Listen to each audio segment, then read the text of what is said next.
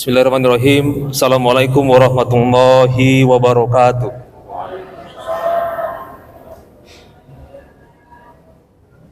Bapak Ibu, saudara-saudari, dan para mahasiswa jamaah Masjid Taqwa Kampus Uma yang dirahmati Allah, bersyukur kita kepada Allah SWT.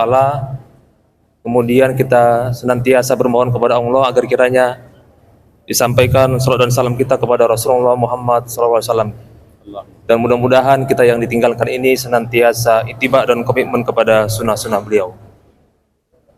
Yang sama kita hormati Bapak Rektor Universitas Area, Bapak Ibu para Wakil Rektor, para fungsionaris fakultas, kepala unit, lembaga, dan jamaah Masjid Taqwa Kampus Uma yang dirahmati Allah.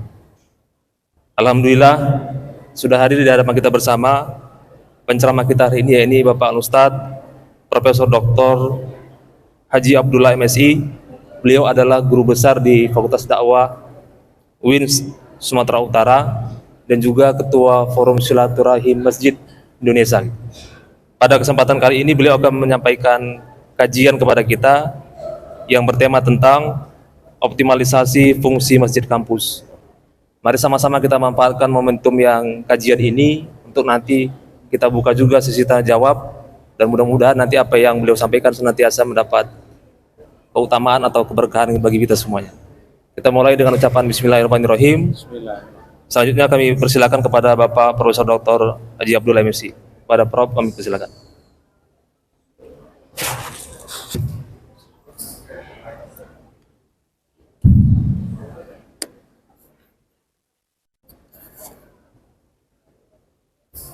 Bismillahirrahmanirrahim. Assalamualaikum warahmatullahi wabarakatuh. Alhamdulillah, wassalatu wassalamu ala rasulillah wa ala alihi wa sahbihi wa mawala. Bapak Rektor yang kita hormati bersama, pimpinan di lingkungan Universitas Medan Area, para dosen, mahasiswa, hadirin hadirat yang berbahagia. Muzakarah pada hari ini saya diamanahkan untuk menyampaikan oleh Ustadz Dr. Zainun optimalisasi fungsi masjid kampus. Optimalisasi fungsi masjid kampus. Ini penting kita bicarakan karena tiga hal. Dalam sejarah Islam kita lihat ada tiga momentum penting masjid itu sesuatu yang diutamakan. Yang pertama ketika Isra Mi'raj. Isra dari masjid ke masjid, minal masjidil harami ilal masjidil aqsa. Kalau ditanya apa perlunya Isra Mi'raj dari masjid ke masjid, kenapa tidak langsung Sidratul Muntaha? Ini menunjukkan agar umat Islam hidupnya dari masjid ke masjid. Yang kedua, pada peristiwa hijrah, sebelum Nabi tiba di Madinah itu 6 mil sebelum Madinah, Nabi tiba di Kuba, istirahat di Kuba. Nabi bangun masjid walaupun sederhana. Sampai ke Madinah, Nabi yang pertama mencari pertapakan tanah, bukan tempat penginapan. Ini menunjukkan dalam sejarah Islam, dalam kehidupan Rasul, masjid itu adalah yang diutamakan. Kemudian Allah telah men-setting hidup kita. Yang ketiga, sejatinya seorang muslim bangun pagi, masjid kegiatannya yang pertama, melaksanakan salat subuh berjamaah. Kemudian mengakhiri aktivitas harian seorang muslim, yaitu dengan salat Isya di masjid. Dari masjid kita mulai hidup dan kita akhiri aktivitas harian kita adalah masjid. Kalau begitu, membicarakan masjid adalah sesuatu yang penting dalam sejarah Islam.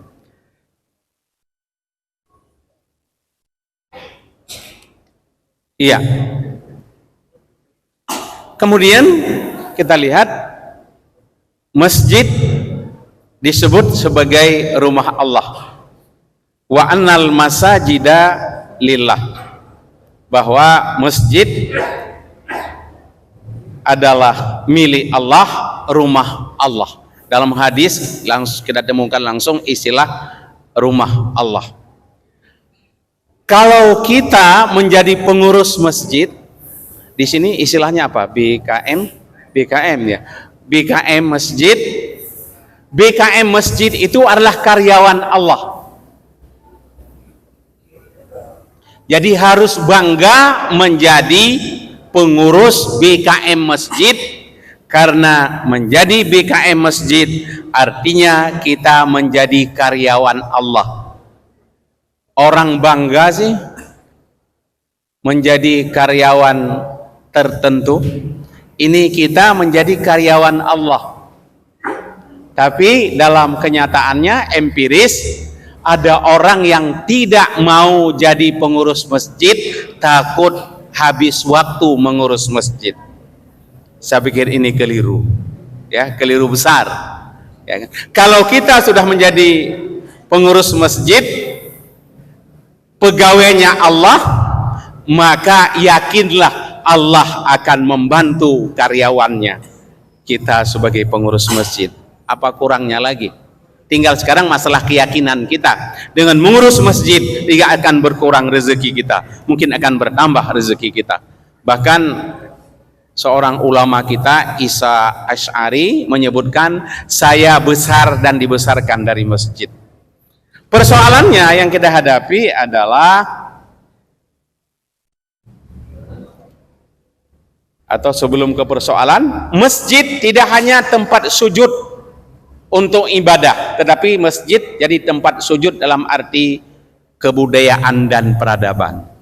Ya, inilah yang ditulis di buku tamu ketika Raja Salman datang ke Masjid Istiqlal tahun 2017.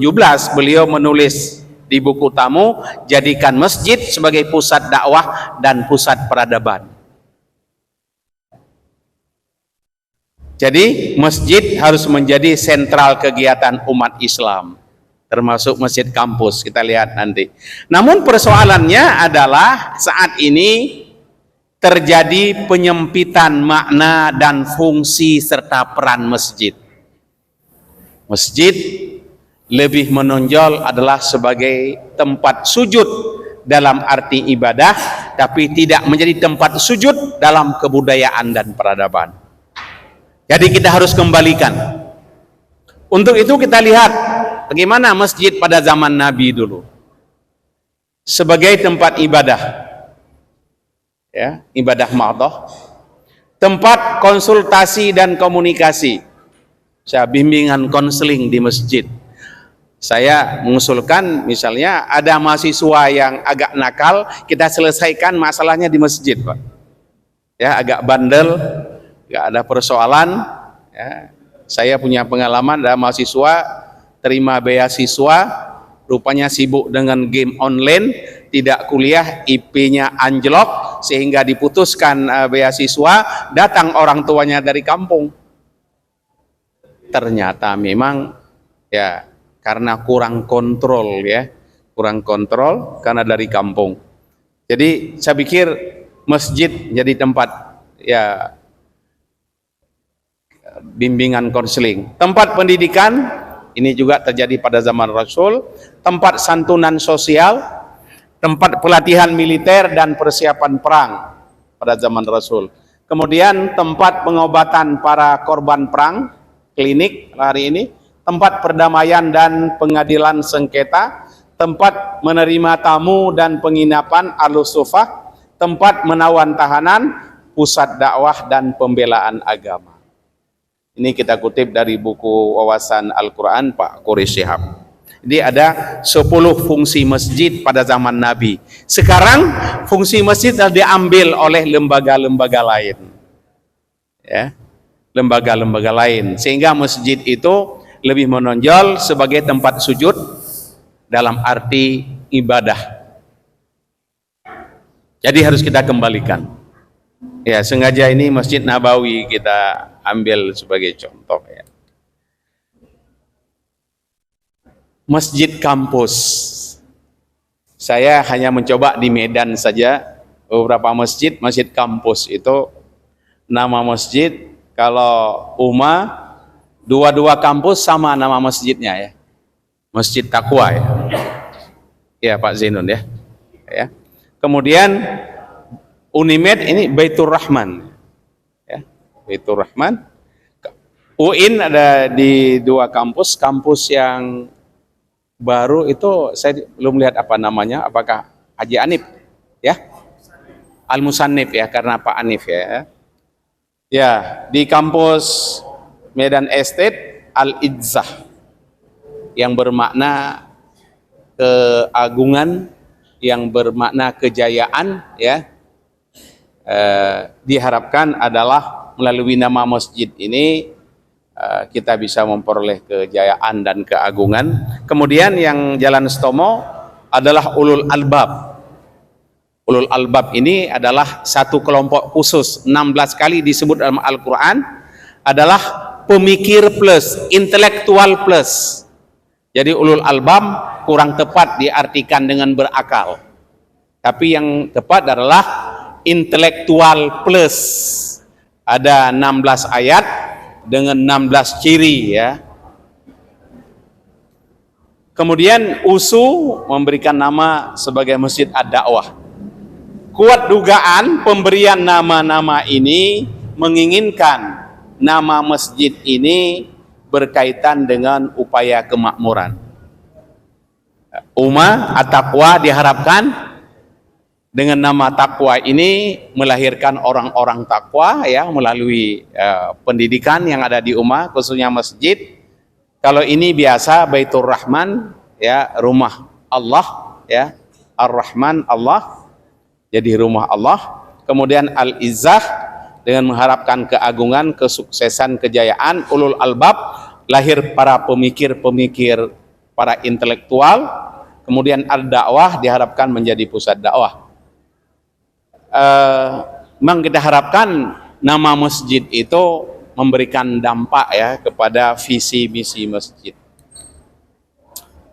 Masjid kampus. Masjid kalau kita coba klasifikasi, ada masjid di tengah-tengah masyarakat, dibangun oleh masyarakat di komunitas masyarakat Muslim. Kemudian ada di tengah masyarakat tapi komplek dia. Kalau komplek biasanya lebih menggambarkan ciri tertentu. Kemudian ada masjid kantor ya, masjid di kantor yang sekarang banyak kita lihat, termasuk di rumah dinas Pak Gubernur ya. Kemudian ada masjid kampus. Ini menciri khas. Tentunya kita akan melihat cara kita memakmurkan masjid ini berkaitan dengan kondisi lingkungan.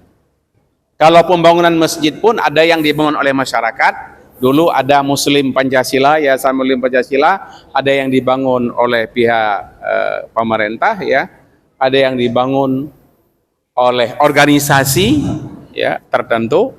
Ini masjid kampus. Saya melihat bahwa masjid kampus ini untuk mewujudkan kemakmuran. Kalau bicara masjid ada 3 aspek. Pertama aspek riayah, pembangunan masjidnya, fasilitas masjidnya. Yang kedua aspek idarah, yaitu manajemen masjid. Yang ketiga aspek imarah, kemakmuran. Jadi riayah, pembangunan fasilitas masjid, idarah, manajemen yang menjadi tugas dari BKM ini diharapkan bermuara kepada kemakmuran, ya kan? Jadi riayah, idarah diharapkan adalah berpengaruh kepada kemakmuran. Untuk masjid kampus saya melihat berbeda dengan masjid luar kampus. Pertama, kampus ini ada pemimpin di kampus, ada Pak Rektor dengan pimpinan lainnya, tingkat fakultas hingga prodi ada pimpinan.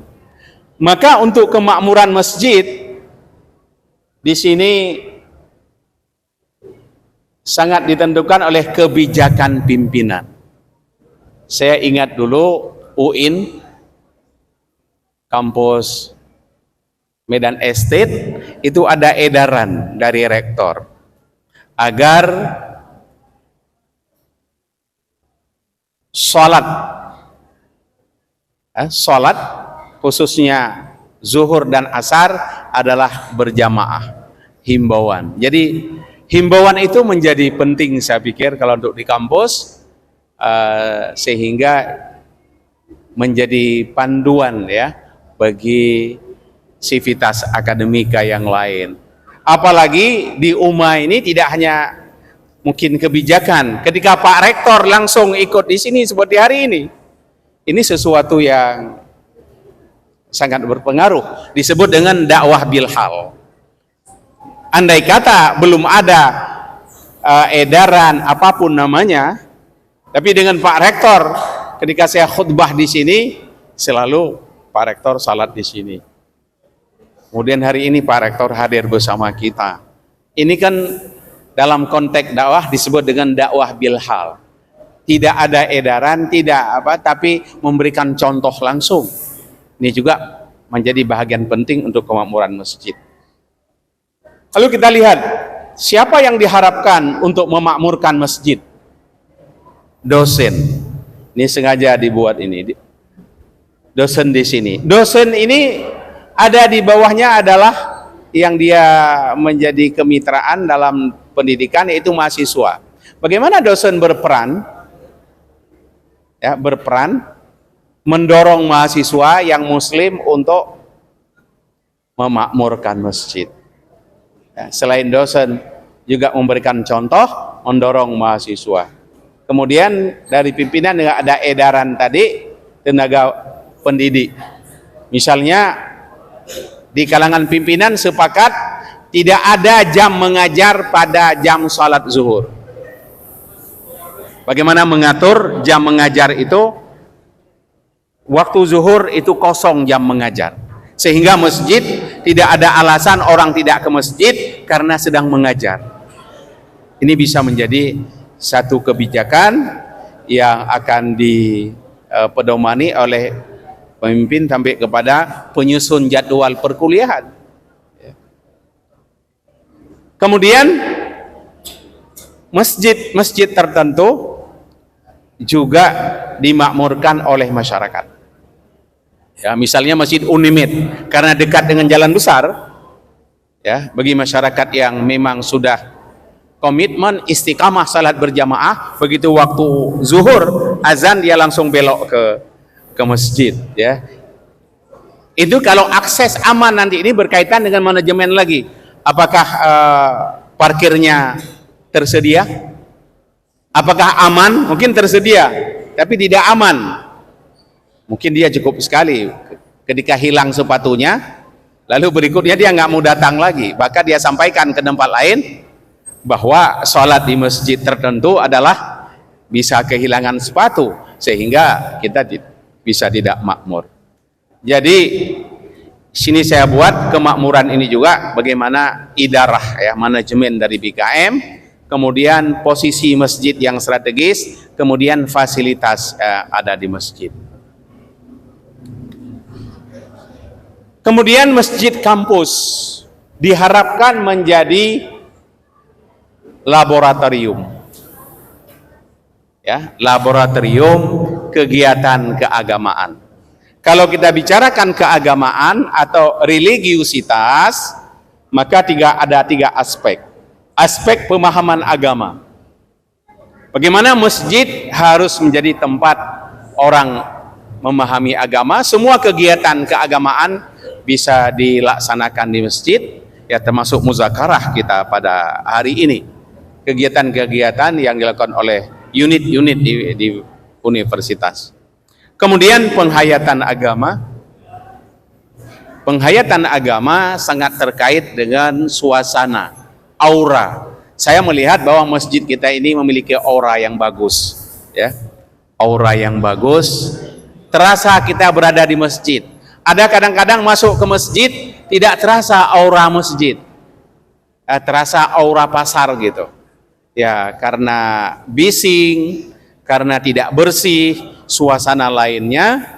Tapi ketika kita ke Umah, ada rasa aura masjid gitu ya. Penghayatan agama lebih akan terasa. Kemudian dimensi yang ketiga adalah pengamalan agama.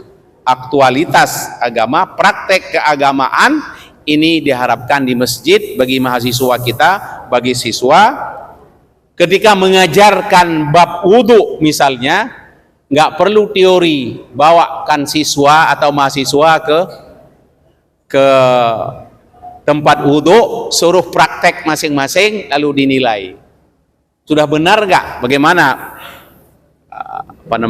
mencuci tangannya atau membasuh muka, apakah sudah benar. Jadi dipraktek saja langsung. Tempat yang paling tepat di masjid. Kemudian tentunya praktek latihan azan, latihan imam, latihan penyelenggaraan fardu kifayah, salat jenazah. Kemudian ada lomba pidato, khutbah, dan seterusnya. Bimbingan konseling yang tadi saya sebutkan. Kalau ada siswa, mahasiswa yang bermasalah, kita suruh wudhu dulu di masjid ini, kita bercerita, kita bimbing dia, sehingga nuansa psikologinya itu, suasana batinnya itu bisa lebih menyentuh, ya. Kemudian pasantren kilat. Ini ketika saya buka Umah, saya temukan ada mabit di Umah, ya, yaitu malam bina iman takwa. Tentunya juga bagaimana bisa kita arahkan ke masjid. Ini sebagai pengantar, kita mungkin lebih banyak pada diskusi. Saya kembalikan kepada moderator.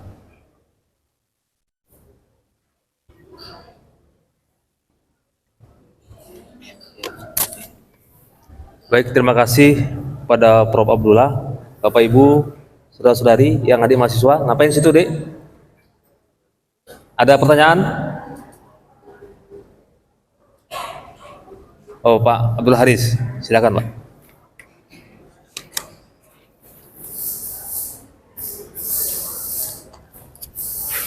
Assalamualaikum warahmatullahi wabarakatuh. Satu pertanyaan, Prof. Kita tahu ada satu masjid di Yogyakarta itu namanya Masjid Jogokaryan. Banyak orang yang ingin atau bercita-cita kalau bisa masjidnya itu seperti Masjid Jogokaryan yang di Jogja. Seperti Jogokaryan, Masjid Jogokaryan yang di Jogja. Apa kira-kira kiatnya, Prof? Hal penting yang bisa kita lakukan, kita siapkan. Paling tidak kita bisa mengikuti atau bisa mengembangkan masjid kita yang besar ini. Karena sudah begitu viral, ya, Masjid Jogokaryan itu. Kalau kita melihat infaknya sampai ratusan juta, ya kan, pembagian takjilnya sampai 1000, waduh, itu bukan, Masya Allah. Mungkin ada tips atau kiatnya yang bisa kita buat di sini. Demikian saja, terima kasih. Assalamualaikum warahmatullahi wabarakatuh. langsung saja, ya. Baik. Saya baru 2 kali ke Jogokaryan dalam waktu yang berbeda. Suatu kali jam 3 malam saya ke Jogokaryan bersama Prof. Nawir, naik taksi kami, mau melihat subuhnya bagaimana, selain ya pada siang hari. Kemudian 3 kali sudah kita undang kemari Pak Muhammad Jazir, ya, yang beliau yang paling banyak itu videonya, ya. Masjidnya tidak lebih besar dari masjid ini, tapi viralnya memang luar biasa. Saya melihat ada gebrakan, ya, sesuatu yang baru, dan ada manajemen modern, ya, ada manajemen modern. Mereka memulai dengan sensus jamaah, ya. Kalau tadi ini, jadi mereka mencoba mengenal dulu siapa jamaah mereka. Karena bicara masjid ya jamaah. Kemudian dari dasar itulah mereka bergerak. Ini sesuai dengan filosofi, ya. Kita ini ada apa? Ada menara? Ada? Nggak ada? Nah. Ada masjid yang punya menara, menaranya luar biasa, tinggi. Kalau kita tanya kepada BKM, kira-kira untuk apa menara itu yang tinggi itu? Rupanya ada yang memberikan ilustrasi. Menara itu adalah untuk meneropong siapakah masyarakat muslim yang ada di sekitar masjid. Maka itulah kita buat pemetaan. Ya, pemetaan jamaah. Lalu jamaah atau masyarakat sekitar masjid itu ada yang aktif ke masjid, atau masyarakat sekitar masjid itu ada yang jadi jamaah masjid, ada yang tidak jadi jamaah masjid. Kita bagi dua saja. Ada yang jadi jamaah masjid, ada yang tidak pernah hadir ke masjid. Yang jadi jamaah bermacam-macam tingkat keaktifannya. Yang problem yang tidak ke masjid. Yang tidak ke masjid itu kenapa? Ada penelitian, yang tidak ke masjid itu, yang pertama adalah benci kepada BKM masjid. SKT dia dengan BKM masjid. Tidak suka dia dengan BKM masjid. Ya, tidak suka dia. Ya, ada masalah personal. Ini siapa yang menyelesaikan ini? Dengan BKM dia bermasalah. Mungkin kebijakan BKM yang merugikan dia, atau hal-hal yang lain, atau masalah pribadi tapi dibawanya ke masjid. Bagaimana memecahkan ini?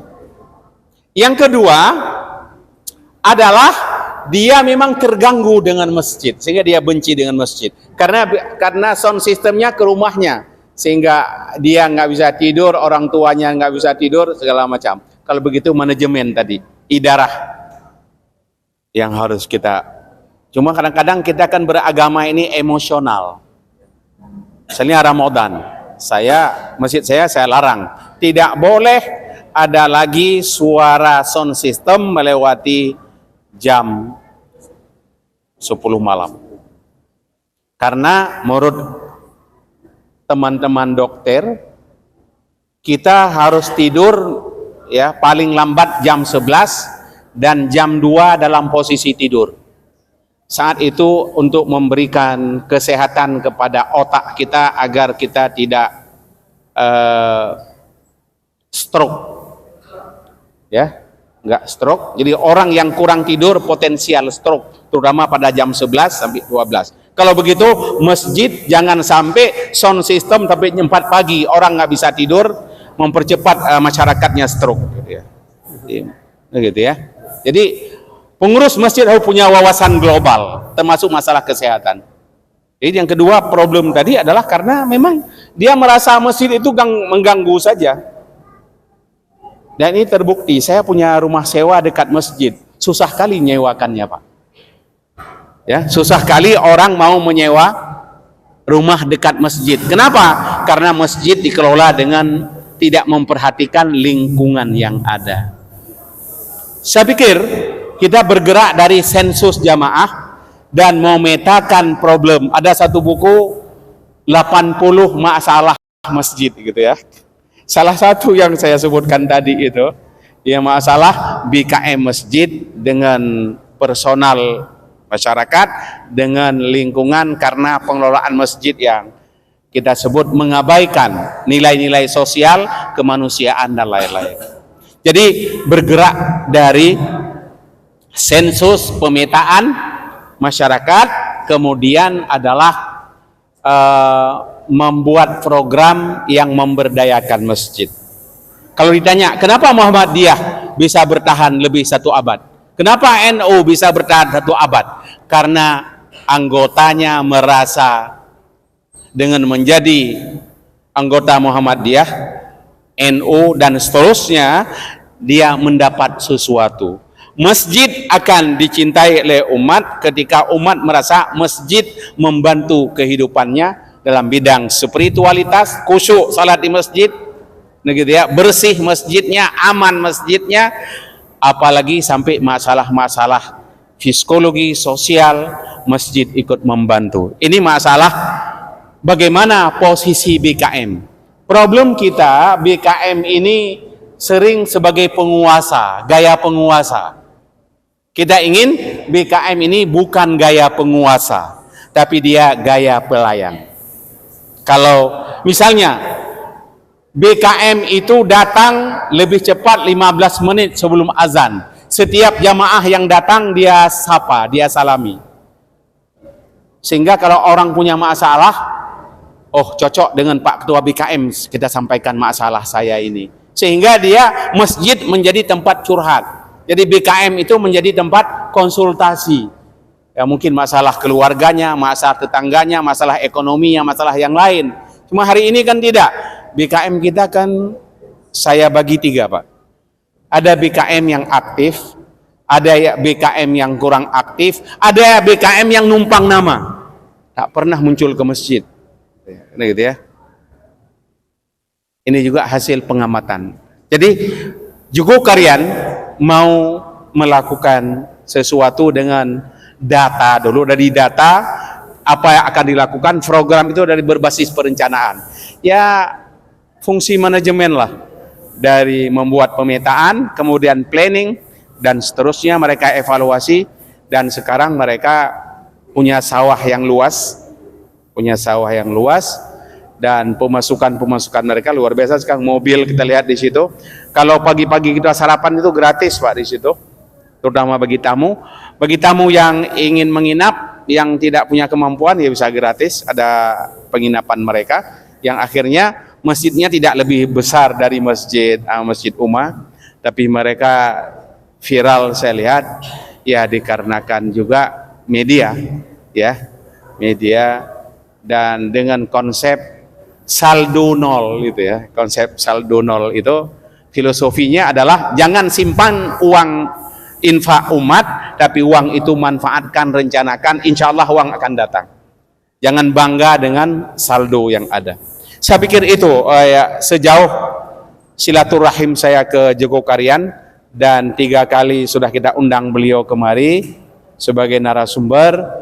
Ya pikiran-pikiran yang saya pikir maju ada di sana. Terima kasih. Baik, Bapak Ibu, saudara-saudari, terima kasih kepada Prof. Abdullah yang telah menyampaikan tadi materinya di hadapan kita bersama. Mudah-mudahan apa yang beliau sampaikan ini menjadi amalan kita dalam kehidupan sehari-hari. Mari kita tutup majelis kita hari ini dengan doa kafaratul majelis. A'udzubillahi minasyaitonirrajim. Bismillahirrahmanirrahim. Subhanakallahumma wa bihamdika asyhadu an la ilaha illa anta astaghfiruka wa atubu ilaik. Alhamdulillahirabbil alamin. Assalamualaikum warahmatullahi wabarakatuh.